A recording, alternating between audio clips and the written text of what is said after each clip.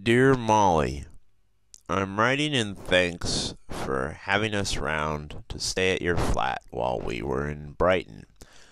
But first of all, I have to tell you something I don't think I've told you before, which is that you have the same name as my mother. Funny, huh? Anyway, it was quite fun and fine to be in Brighton on holiday.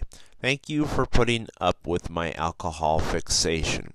Sorry I had a glass of port in the dead of night. I think I woke up to use the loo and was still drunk from all the pints we'd had earlier, and I thought I'd somehow keep the party going, granted with just me. But anyway, maybe I thought I'd even write a little poem or something in the velvet dark of the kitchen, and so I had the glass of port and then just wound up staring out the window for 5 minutes at that rustic green garage door that's in the courtyard below the window and thinking of nothing, and then I went back to bed on that amazingly comfortable couch of yours.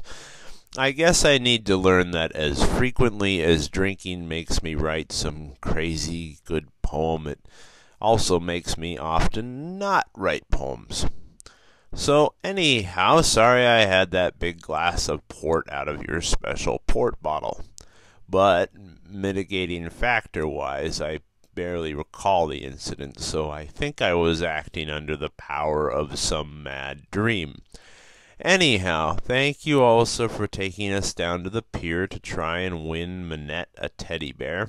Too bad I couldn't beat those machines.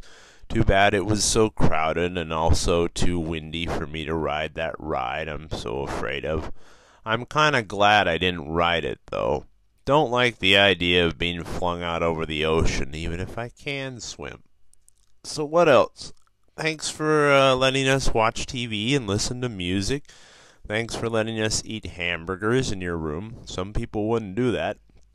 Thanks for taking us to that cool pub with the fish tank.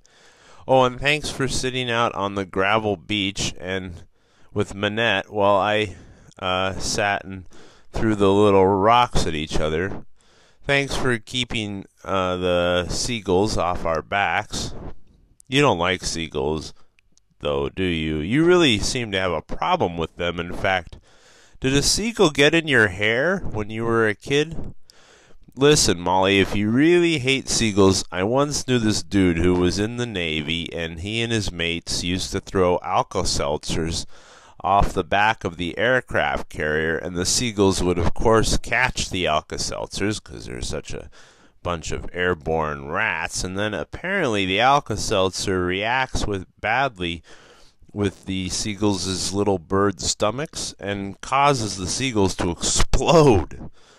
I don't know if this is true. I've never seen it, but I've never seen anyone hate seagulls as much as you.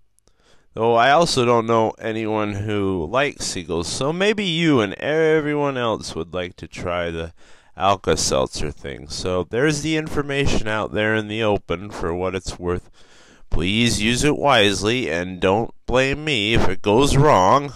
Okay, and thanks also for leading us through the dangerous streets of Brighton. Brighton is so dodgy. Thanks also for taking us for burritos in the Mexican restaurant.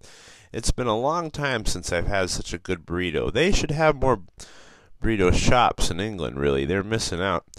Well, now all of a sudden it occurs to me that when I was in your kitchen drinking that port and watching out the window at 3 a.m. or whenever it was, I saw a fox down in the courtyard.